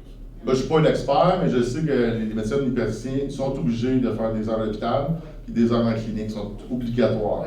Mais si je peux me permettre, c'est pas à l'urgence qu'ils sont obligés, parce qu'à l'urgence, c'est des urgentologues. Ils sont obligés de... Ils peuvent aller, ils doivent faire des heures dans les hôpitaux, dans différents services, mais pas à l'urgence nécessairement. C'est vraiment des urgentologues formés spécialement pour travailler en urgence, là, à moins que je me trompe. Mais c'est pas mal ça, oui. Sinon, je sais qu'il va y avoir des changements dans le domaine de la santé. On a vu le projet de loi du ministre Dubé. Je ne sais pas ce que ça va donner. Est-ce que ça va nous aider dans notre projet comme ça ou ça va nous nuire? Difficile de juger pour l'instant. C'est relativement beaucoup de changements de ce que j'ai vu. Hein? Fait que ça va être à voir. D'après moi, ça va être positif pour un projet comme nous autres. Oui, parce qu'il devrait rapatrier tous les services de ressources humaines. Que la mobilité des ressources devrait être beaucoup plus facile à travers entre les CIUS. Oui? Vous pensez à faire un sondage peut-être au niveau de la population? C'est ça. Voilà notre sondage aujourd'hui. Dans le fond, le sondage, c'est un peu la déclaration d'intention. C'est des copies de déclaration. Elles sont en train d'entrer. C'est le nombre de personnes qui vont signer pour dire oui, je m'engage à vous supporter, puis je vous appuie là-dedans. Après cette réunion-là, étant donné que les barres du bouche en du coup, est-ce qu'il y a quelque chose d'autre qui pourrait s'en venir au niveau d'un sondage? Moi, je sais que je vais en parler beaucoup autour de moi, je sais que ça va lever beaucoup de monde. Bien, on est présent sur les réseaux sociaux, beaucoup. On a sorti dans le journal avec l'article de journal, malheureusement ou heureusement, en tout cas, ils ont changé de méthode de distribution avec les gens ne recevaient plus chez eux. Ça a été un peu déplaisant. Et sinon, on a des commerces locaux, comme M. Laurando, qui nous appuie en distribuant nos déclarations d'intention. Puis dans le fond, c'est soit que vous le faites par écrit, vous l'envoyez à M. Dallaire, qui est secrétaire du comité provisoire, qui rassemble les documents, ou soit en ligne, sur Facebook, on a le formulaire qui est disponible, qui n'est pas beaucoup très compliqué à répondre. Là. Puis vous pouvez même marquer 0$ si vous voulez sur le formulaire. Si on a marqué 100$ ou autre, puis vous pouvez même mettre rien, puis juste vous inscrire, juste pour dire oui, je supporte l'idée. La feuille, peut-être porter ça à l'hôtel de ville, non? C'est M. Dallaire qui reçoit ça chez eux, c'est pas chez eux, dans son conseil postal. Je ne sais pas si on peut avoir des points de dépôt. On est ouvert à ces gens qui voudraient venir à l'hôtel de ville, on va les transmettre à M. Dallaire. Tu allais chercher l'hôtel de ville? Non, là, on avait demandé à la municipalité d'avoir une place à la bibliothèque. Dans les commerces comme marché de Richelieu, pharmacie Gilles Bourgeois, le Sonic, je crois, le Larnois, d'autres places. Chez Edson, bien sûr, sur le barbershop. À la bibliothèque. C'est ça plus simple par la municipalité. Moi, j'ai la gaiserie, la personne de la réception, si vous pouvez déposer à la municipalité ou à la bibliothèque. Moi, je vais inviter les gens pour dire que vous ferez le suivi quand vous aurez. Moi, je suis un gars de techno, fait que plus simple, c'est en ligne, ça, c'est sûr.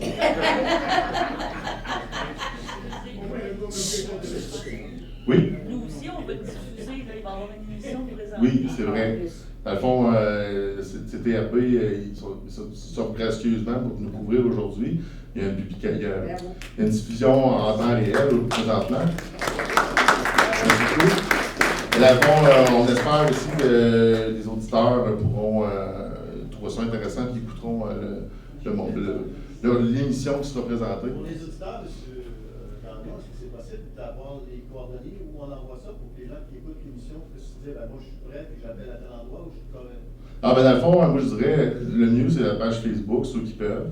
Facebook.com/coop Lanoret ou chercher coop Lanoret sur Facebook. Sinon, c'est M. Dallaire, casier postal, on l'a sur le formulaire. Hein? Et sur la déclaration d'intention, c'est indiqué de faire suivre votre demande remplie à M. Dallaire, casier postal, je ne sais plus quoi. 810 à Lanoret.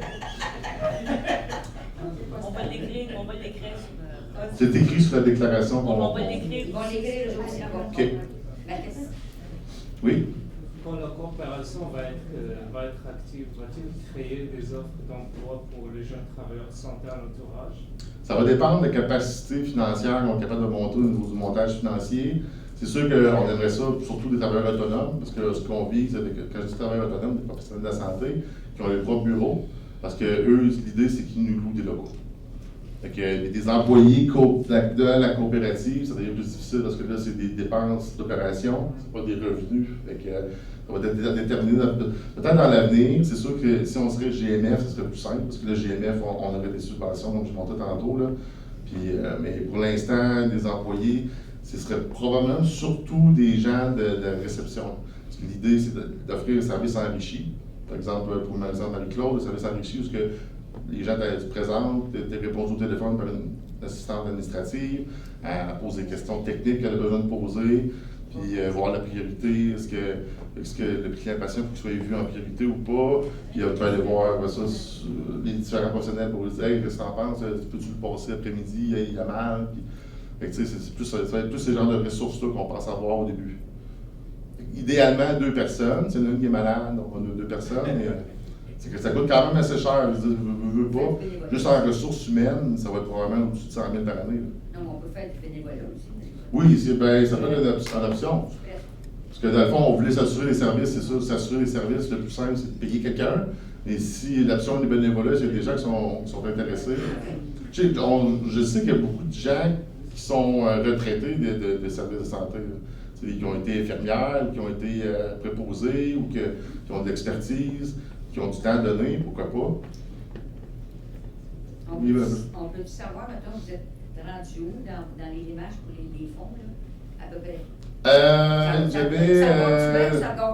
En ligne, j'avais 38 signataires. Là, les gens mettent ce qu'ils veulent, avec plus ou moins 4 000 $. En termes de formulaires, on est environ 12 formulaires reçus.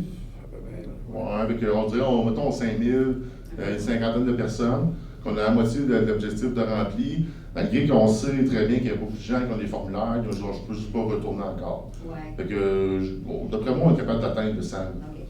Puis, je vous dis, on a mis l'objectif de 100, parce que dans le fond, on regardait des coopératives ailleurs, au prorata de la population. Selon mes calculs, je me suis dit, ce qui est réaliste pour la population de Lanoret, ce serait un maximum de 200 membres à terme. Fait que, on s'est dit 100 membres pour se convaincre qu'on va de l'avant, les gens le veulent. Je pense que c'est réaliste. On est en très bonne posture présentement. OK, c'est bon. C'est encourageant. Fait que là, on espère espérer que ça va doubler avec votre assemblée aujourd'hui. C'est ça. Espérons. Il y a quand même beaucoup de participation. Je vous remercie beaucoup. Un dimanche matin, on s'est fait dire beaucoup, mais il fallait choisir une date, une heure. Oui? Oui, je pourrais être dans le champ à gauche complètement. Mais ça mettons que les entrepreneurs, les approcher, là, comme j'ai vu, il y a quand même des dons assez significatifs. Si on pourrait aller les voir, vous pourriez aller les voir et demander un engagement sans le faire signer que ce soit. Juste en fait, c'est à le fond. Ça vous aiderait, ça? À le fond, M. Étienne Carrera n'est pas là, il était malade ce matin. Il dit Étienne, on barbershop, et il y a beaucoup de gens qui passent chez eux, puis il y a l'occasion beaucoup de discuter avec différents entrepreneurs de Lanoret qui font affaire avec lui. Puis il y a déjà beaucoup de support. On le sait que une grosse partie des entrepreneurs supportent le projet. Ils ne sont pas nécessairement ici à matin, là, mais je veux dire, il y a beaucoup d'intérêt quand même. Mais comme je disais aussi, je me suis pas long, Présentement, on n'existe pas. C'est ça. Fait que, on peut parler pendant des heures, des semaines, des mois, mais on ne peut pas prendre l'engagement. Fait qu'il faut vraiment exister. On dira les médecins, ils ne seront pas quand ils vont. Dans le fond, on disait la pondération tantôt, le GMF. Ceux qui ont déjà des médecins, ce qui est difficile, c'est qu'ils ne perdront pas le médecin de famille à Joliette pour augmenter nos points de GNF ici. Là, hein. Fait que c'est pour ça que la seule option réaliste, c'est d'être un satellite de GMF. Parce que le satellite de GMF, on est sur le même budget que GMF, la Lavaltrie ou GMF Berthier ou peu importe le GMF qui va vouloir faire la partenariat avec nous autres. Fait que ça simplifie beaucoup les choses. Parce qu'il y a beaucoup de gens dans Navarre qui sont à Lavaltrie ou Berthier, mais qu'il y a déjà des points, et en partie, que je veux dire, le ministère a déjà des budgets qui dépensent déjà pour une partie de la population, c'est juste qu'on va ailleurs. Là, l'idée, c'est de rendre ça disponible localement. Et nous, on n'a pas le droit d'aller ça allait. Vu qu'on est dans l'arrêt, on a le droit d'aller télé. Ah. Ou fait guette. Je vois partout. Moi. Juste répondre à votre question pour une petite précision. Oui, il y a des gens qui ont des médecins de famille, mais combien n'ont pas de médecins de famille? Ah ouais, Combien ont des médecins de famille qui ont besoin d'un suivi? Je ferais simplement une règle de 3. Regardez, ils disent que 15% qui n'ont pas de médecin de famille ont des 5351. Alors, c'est à peu près 700 personnes à une oreille potentiellement qui n'auraient pas de médecin de famille. Et là, quand vous allez, prenez un rendez-vous, peu importe où vous prenez le rendez-vous, vous n'avez pas de médecin de famille, souvent ils vont vous dire on ne traite qu'un symptôme. C'est ça. Le problème, c'est que ces gens-là, ils ont des maladies chroniques. Il y a plusieurs trucs à vérifier. Alors, il y a des gens qui sont vraiment mal pris avec ça. Juste pour revenir sur les 700 personnes, qu'on se rappelle du 6 000, mais une personne, c'est pas un point. Il y a une personne qui peut valoir 5 points. Fait que, tu sais, on est peut-être à mi-chemin. On pourrait peut-être être pensé qu'on est à mi-chemin du premier seuil du niveau 1 en termes de pointage, tu sais, pour avoir du financement public plus tard. Oui, ça fait longtemps que tu lèves la main.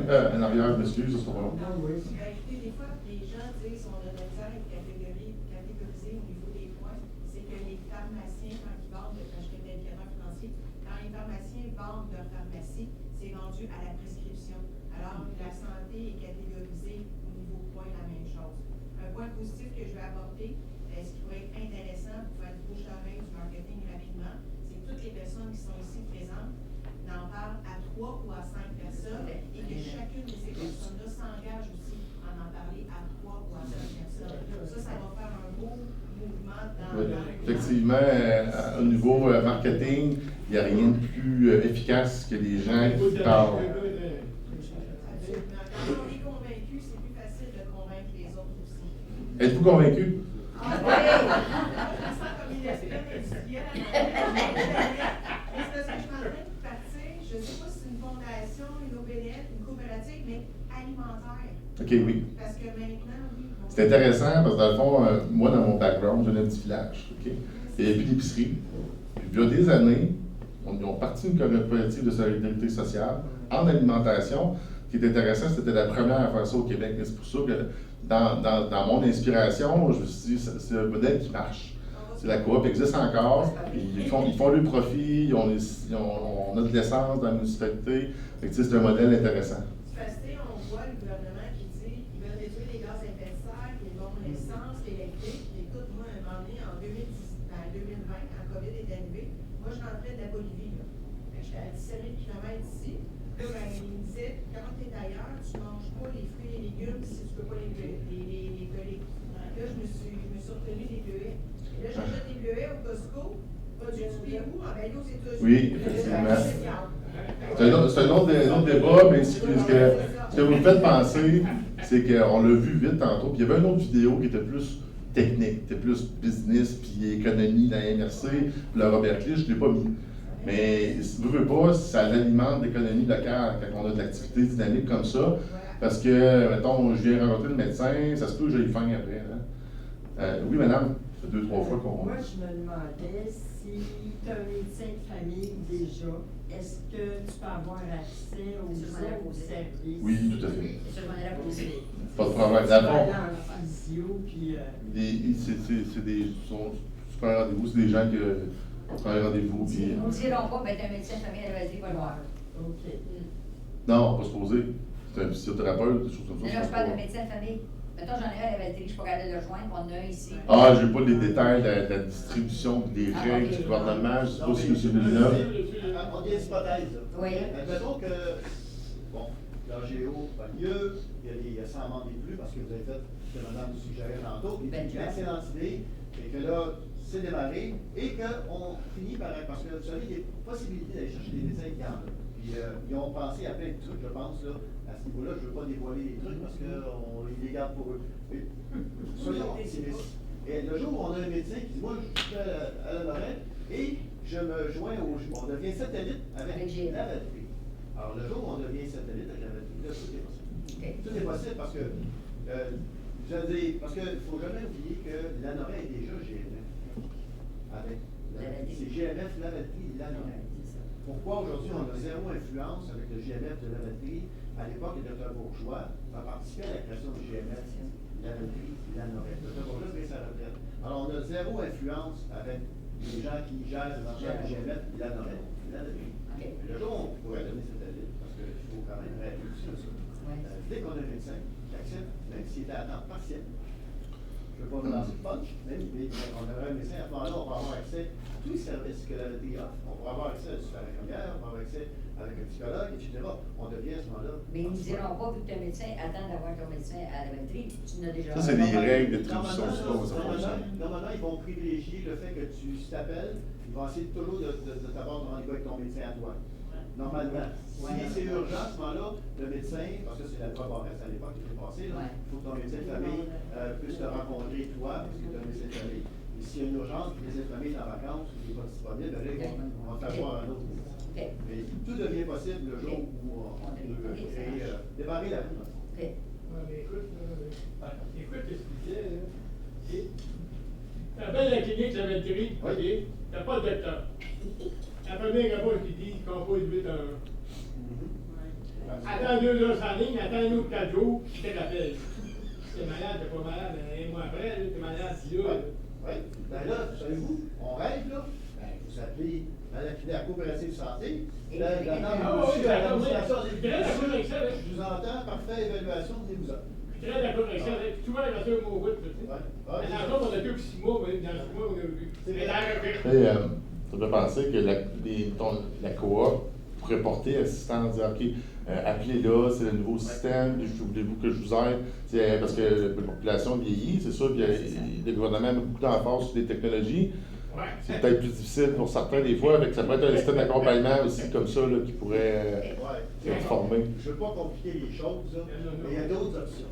Il y a l'option, la coopérative pourrait prendre une option, c'est-à-dire, on aurait un système santé téléphonique. Oui. Avec possibilité de parler à un médecin. Oui, ça se fait des jours. Alors, c'est le matin, il est 7 heures le matin, puis la Cour pourrait même avoir une association en soi. Puis, dans l'avenir, on ne sait pas, moi, j'étais là, ils ont une division de la santé, il y a de télémédecine. Mais en télémédecine, moi j'ai accès à ça parce que je suis en employé, là. Je peux voir un médecin. Par contre, ce qui est vrai en télémédecine, c'est que le médecin, il ne me checkera pas les oreilles parce qu'il a mon téléphone, il ne me regardera pas le nez, il ne regardera pas ma gorge. Il va toujours avoir un besoin de proximité physique. Moi, personnellement, ce que je pense, c'est que même le gouvernement du Québec, pendant l'épidémie, ont commencé à développer de la télémédecine un petit peu plus. Je suis sur un projet spécial avec mon gastro-entérologue, justement, en télémédecine, beaucoup plus les spécialistes peut-être, mais il va avoir besoin d'accompagnement physique. Fait que, moi, je me dis, ça peut être l'IPS qui te reçoit, qui commence à faire un diagnostic, elle va appeler son médecin support, ils vont continuer le diagnostic, elle va dire cognez sur le genou, vous voyez le genre. Et tu sais, parce que présentement, le collège des médecins, pendant la pandémie, c'était absolument requis que si tu voyais un patient à distance, il faut qu'il soit à distance raisonnable pour être vu en présentiel. Ça peut être Montréal. Est-ce que c'est raisonnable d'aller à Montréal? C'est raisonnable. Il y a plein de monde qui vont tous les jours, mais tu vois un peu le modèle. On va voir comment ça va se dévoluer avec l'Agence de la santé du Québec. S'ils vont de l'avant, mais ils vont vraiment aller de l'avant. D'après moi, les prochains 5 à 10 ans, il va y avoir beaucoup de transformations dans notre système de santé. Puis je me dis, il faut être prêt. Nous autres, si on veut aussi en profiter. Moi, ce que je pense, c'est qu'il va vraiment justement avoir des satellites de télémédecine qui vont s'installer pour justement combler le besoin. Tu ne peux pas tout faire à distance, c'est impossible. La partie touchée, physique. Quelqu'un qui a une autre question? Oui? Oui, je veux savoir, est-ce que je peux distribuer vos formulaires? Oui, ben oui. Je suis à Action Famille, je veux-tu On a imprimé. aux parents d'Action Famille d'embarquer, d'aller à l'école, de demander à l'école si on peut. Parce que moi, je pense. On recoupe un peu avec la suggestion de parlez-en. Dans le fond, on a une centaine de formulaires, je pense, en entrée. Vous pouvez partir avec quelques copies chacun. Puis, mais Action Famille, là, il y a plein de parents qui sont là. Je ne sais pas pourquoi on n'attaquerait pas à l'école, je ne sais pas pourquoi que. Tu sais, je veux dire, ça va vite, mais il faut en parler. Il faut aller sur. Oui, puis tu sais, on est beaucoup sur ces réseaux sociaux, mais je sais pertinemment que ça ne touche pas nécessairement tant de monde que ça. C'est bizarre.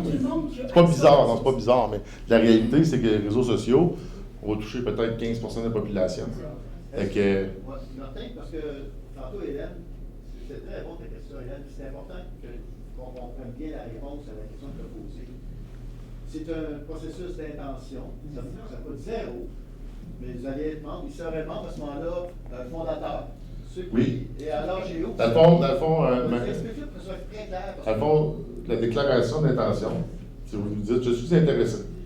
Et la prochaine étape pour nous, mais qu'on soit plus focus sur nos dates, ça va être de vous recontacter avec la déclaration de membre que vous allez devoir remplir, nous retourner avant une date précise. Avant cette date-là, ça va vous faire en sorte que vous serez invité à l'AGO. Vous allez être vraiment officiellement un membre fondateur. Au tableau d'honneur des gens qui changent l'avenir de l'Anoret. Puis, vous allez être invité à l'AGO, venir assister à l'AGO, l'élection des membres du conseil d'administration. Puis, une fois que les conseils d'administration est élus, on va passer différentes résolutions. C'est un mécanisme un peu similaire au conseil municipal. C'est très, très proche. Puis on va vraiment prendre différentes résolutions au niveau des règlements, de la coopérative, tout ça. Là, comme là, qu'on atteigne un certain niveau d'engagement, ça va donner le coup d'envoi pour aller vraiment commencer plus loin. On a commencé certains règlements, on a eu des discussions sur comment on allait fonctionner. Là, il va falloir terminer tout ça pour être prêt à l'AGO, pour prendre la résolution en ce sens-là. Bon, à ton AGO, là, tout le monde qui a donné les intentions, mais c'est-tu à partir de 100 $ que tu l'es ou si quelqu'un dit, ben moi je te donne 20? On a pris, on a dit on va mettre 100 $ parce que, comme je disais, Robert Clich sont à 100 $. Ouais. Là-dessus, le 100 $, il y a 70 qui est vraiment les parts sociales, le 30 $ de contribution pour les opérations. Peut-être que ça va être un découpage comme ça. On voulait juste avoir un point de départ. Puis on a mis un chiffron. C'est aussi simple que ça. Mettons ceux qui ont écrit, parce que moi j'ai du monde qui m'ont écrit, qui ont marqué qu'ils voulaient donner 20. Tu fais quoi avec ça? Dans le fond, c'est pas grave. On va les recontacter quand même. Okay. Et par contre, s'ils veulent être membres, fondateurs, ça va être vraiment le montant qui va avoir été déterminé officiellement. Okay. Possible, 100 $. Okay. Peut-être qu'on va remoduler le prix. Okay. C'est juste qu'on avait besoin de points de départ. Okay. Donc, si je comprends bien, de devenir membre, de donner 100 $ pour être membre, ce que ça me donnerait de plus, c'est d'avoir une facilité à prendre des rendez-vous ou ça donne encore d'autres avantages? Dans le fond, il va y avoir d'autres avantages. Je prends l'exemple encore de Robert Clich. Tu sais, mettons, moi personnellement, souvent, je vais faire affaire avec l'infirmière Mme Cloutier qui travaille en partenariat avec Julie Bourgeois. Dans le fond, je paye ma poche, mon assurance me rembourse. Et comme Robert Clich, différents services comme ça, souvent vont être gratuits aux membres. Donc, ce que j'ai remarqué, là, si ça coûte, mettons, 20 $, souvent, le service aux membres, ça va être inclus. Fait qu'une prise de sang, les autres, ils le donnent, c'est en bas de 20 $, mettons, 30 $. Ouais. Ou sinon, tu vas payer juste un 10 sur le total de la facture. La coopérative prend le reste. Un peu comme ça. Là. La dame a répondu aussi dans la vidéo, tantôt, ce qu'elle disait, c'est je donne de l'argent à la coopérative, je pourrais la rénover. Mais collectivement, par ailleurs, c'est ça. C'est énormément, c'est valorisant, oui. En plus, ça permet une diversité de services. Pour terminer pour la question, oui, il y a cette partie-là, mais tous les services qui ne sont pas couverts par la RAMQ, comme on disait tantôt, il y a aussi un rabais pour les membres. Donc, si vous utilisez à plusieurs reprises dans l'année des services, que ce soit Kiro, acupunctrice, peu importe quel service qu'il va y avoir, ben, ça peut être quand même facilement remboursé finalement avec les rabais. Ah, oui, c'est comprends. Bon, moi, je suis en très bon contact avec la coopérative Le Contrecœur, Chantal Dubuc, et la directrice générale, et maintenant directrice générale de l'ensemble des coopératives au Québec. Et puis, eux autres, entre autres, ils ont des partenaires qui accordent des escomptes à tous les membres de la coopérative, que ce soit chez le fleuriste, que ce soit à la pharmacie, que ce soit ailleurs. C'est pas des 50 %, mais quand tu as un 20 à telle place, un 10 bien, ça s'additionne. Moi, Chantal, je l'ai rencontré 2 fois. On s'est parlé 5-6 fois au téléphone. Moi, j'ai une maîtrise en marketing de Laval. Et entre autres, j'ai écrit un livre sur le leadership. J'en ai donné une copie à Chantal, puis elle a bien aimé ça. Puis depuis ce temps-là, on se parle, on a créé un lien, là, puis ça va bien. Ils ont eu beaucoup de difficultés les 5 premières années, mais après ça, ça va très bien. Ils sont rendus, ils ont 9 médecins, puis il n'y a plus de place pour en rajouter d'autres. Fait que c'est un succès total, là. Puis elle me dit qu'ils seraient toujours là pour nous aider, là, pour trouver des manières de faire que les autres ont découvert peut-être un peu plus tard. Si on a ces manières-là tout de suite au début, bien, ça va vraiment aider, puis ça va bien aller. Fait que, en passant, M. le maire a eu mon livre aussi, puis je pense qu'il l'a bien aimé. Fait que c'est un bon outil. Sa bibliothèque? Ici, je ne sais pas si c'est la bibliothèque. Ah, moi, quelqu'un qui le veut, là, il a juste à communiquer avec moi, puis je vais lui en donner un livre. Je vais vous dire ce qui est arrivé. Mon éditeur... Mon éditeur est décédé à peu près 3 mois après que le livre soit sorti. Fait que tout a arrêté. Et puis, j'ai été obligé de reprendre, il m'a redonné les 600 livres qui me restaient à vendre.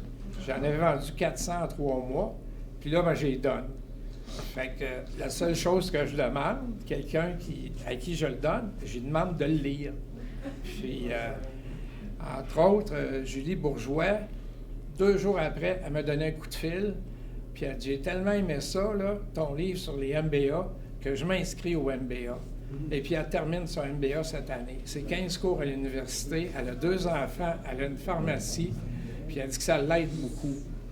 Fait que c'est tous des petits outils comme ça, puis des contacts qui font qu'on va avoir une longueur d'avance sur les autres.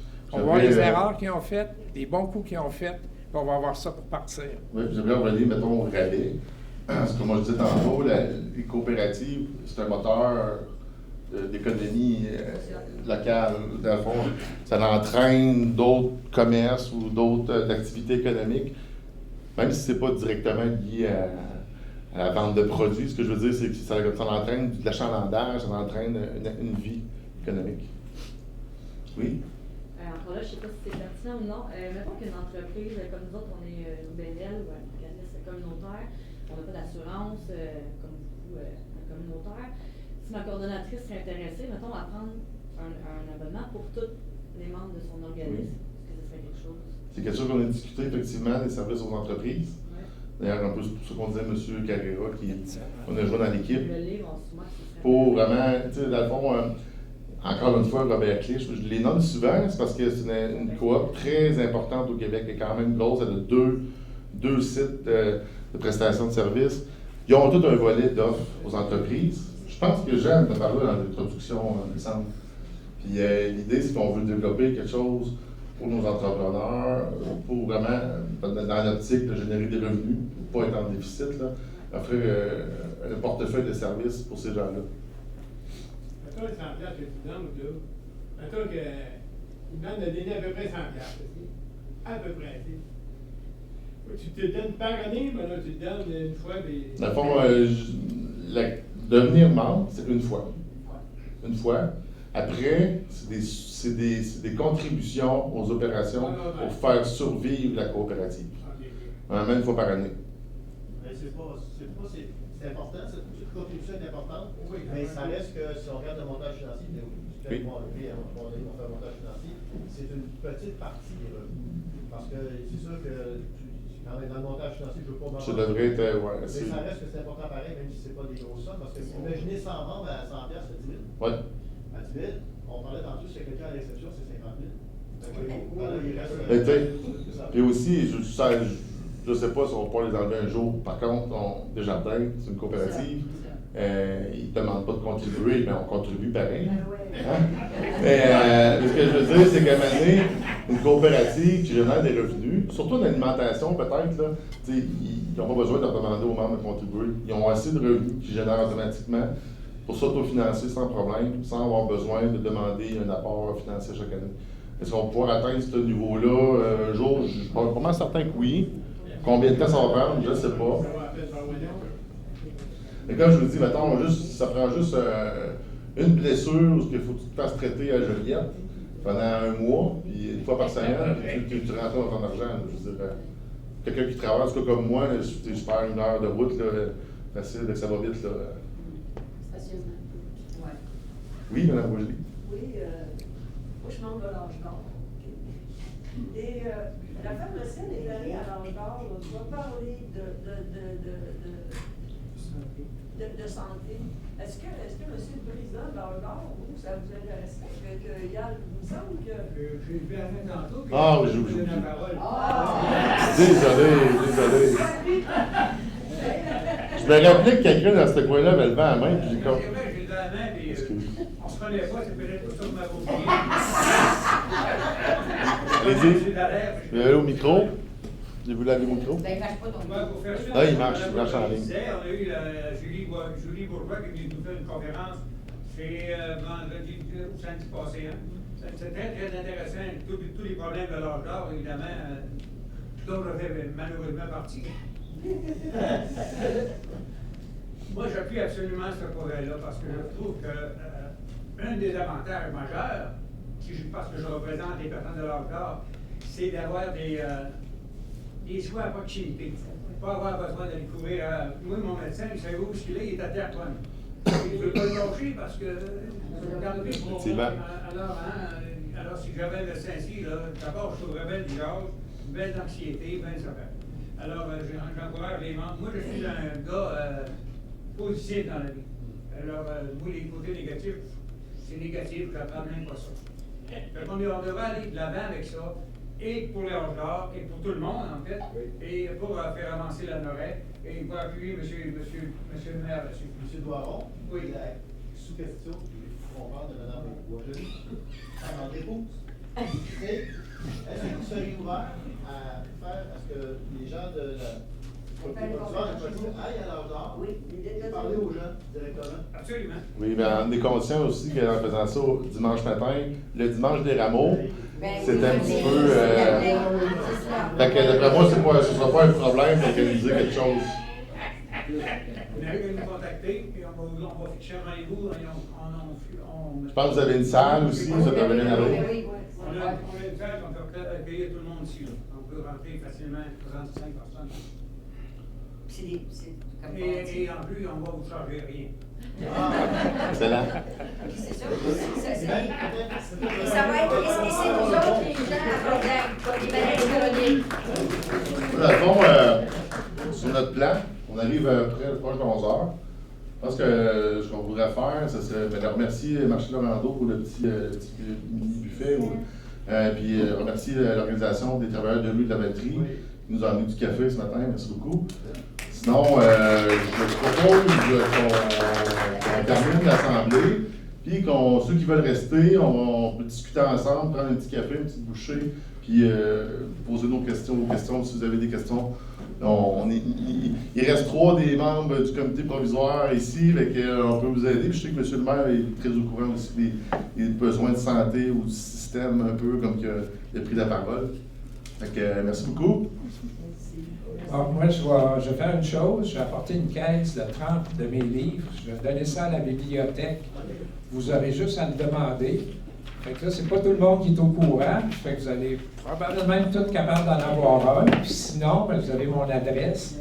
Communiquerez avec moi et on s'arrangera pour vous le donner. C'est un livre qui se lit très bien. Il y a des personnes qui avaient un peu peur de lire ça, ils me connaissaient. Ah, il y a un MBA, ça doit être compliqué. Puis 2 jours après, j'avais un téléphone, ça se lit comme un roman. Fait que, c'est un bon livre. Fait que je vais m'occuper de ça, puis lundi, je ne suis pas sûr si c'est ouvert lundi, probablement. Sinon, ça sera mardi, mais il va y avoir une caisse de 30 livres disponible pour vous autres. Oui. Ben, merci beaucoup pour votre présence. Donc, passez une belle journée.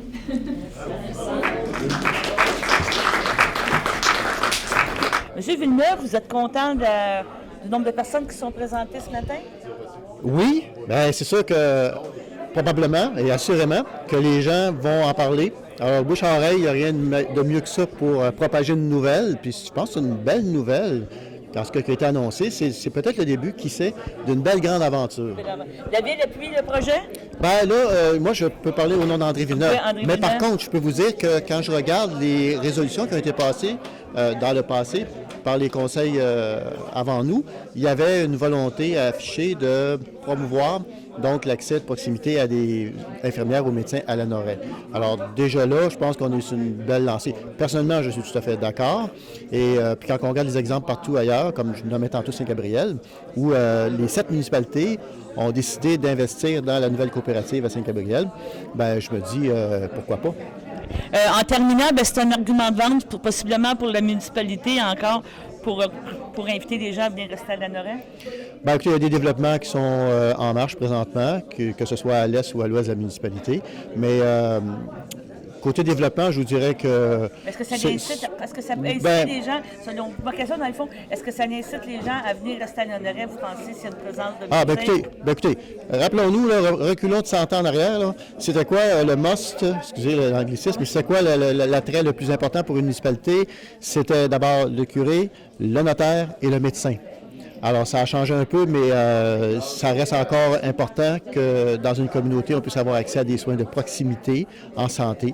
Alors, je pense que c'est essentiel. On doit pouvoir permettre... Vous savez, il y a des gens qui sont captifs de leur milieu. Ils n'ont pas d'automobile, ils ont la difficulté à se transporter à l'extérieur de la municipalité. Et là, d'avoir des soins ici même, à la Noret, écoutez, je pense que tout le monde est d'accord avec ça. Bon, bien, je vous remercie. Ça fait plaisir.